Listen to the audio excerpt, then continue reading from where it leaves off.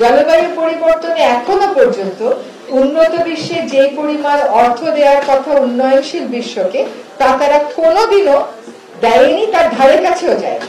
কিন্তু যদি আবার ওজোন লেয়ারের আইনে আসে, সেখানে উন্নত বিশ্বে যে টাকাটা দেওয়ার কথা সেটা কিন্তু তারা দেয়। তো এইখানে আমরা আরেক রকমের বৈষম্য দেখতে পাই। তো এখন আমাদেরকে আজকের প্রতিপাদ্যটা ওজোন এবং জলবায়ু পরিবর্তনকে একসাথে সংযুক্ত করছে, কারণ যেই বিশেষ গ্যাসটা নিয়ে কথা বলা হচ্ছে সেই বিশেষ গ্যাসটা আমি জিয়া ভাই থেকে যেটা শুনলাম যে এটা এখন মন্ট্রিয়াল প্রোটোকল দায়িত্ব নিয়েছে।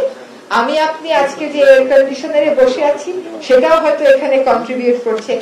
আমরা যে ফোমের প্যাকেট গুলোতে স্যান্ডউইচ আনি বাসায়, বার্গার আনি বাসায়, সেটাও এখানে কন্ট্রিবিউট করে। ফলে আমাদের ভোগবাদের সাথে, আমাদের জীবন মানের সাথে, জীবনযাত্রার স্টাইলের সাথে এটার একটা সম্পর্ক আছে। এটা যদি আমরা একটু চিন্তা করি, এটা এর আগের দিনও যখন এখানে এসেছিলাম বলে গেছি, যখন আজকের অবস্থানে এসে কথা বলেছি তখনও বলেছি, আগের অবস্থানেও বলেছি, দেখেন দুপুর 12:30টায় আমরা কতগুলো বাতি জ্বালিয়ে এখানে বসে আছি। এটাই হচ্ছে আমাদের পরিকল্পনার দৈন্যতা।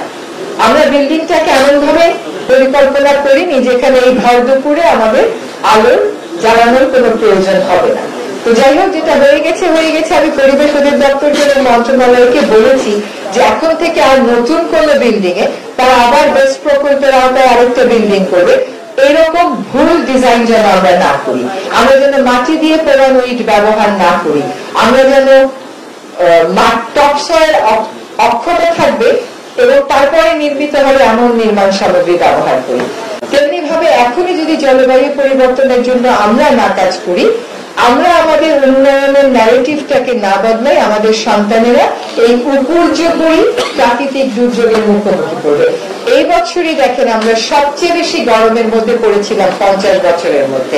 এই বছরই নোয়াখালী এলাকাতে কি ভয়ঙ্কর রকমের বন্যা হলো, যে অতিবৃষ্টি হলো, যে ক্লাউড আউটবার্স্ট হলো, এইটা আসলে নোয়াখালীবাসী এর সাথে পরিচিত না। এরকম যদি প্রাকৃতিক বিপর্যয় বাড়তেই থাকে, পৌনঃপুনিকতা এবং ব্যাপকতা বাড়তেই থাকে জলবায়ু পরিবর্তনের জন্য, তাহলে দাতা গোষ্ঠী কত টাকা দিলে আপনি এই ক্ষতি পূরণ করতে পারবেন? টাকা দিয়ে সব ক্ষতির পূরণ হবে না। আমাদেরকে এখানে চিন্তা করতে হবে যে আমরা কেমন করে পরিবেশ বান্ধব এবং নিরাপদ একটা ভবিষ্যৎ আমাদের সন্তানদের জন্য গড়ে তুলতে পারি।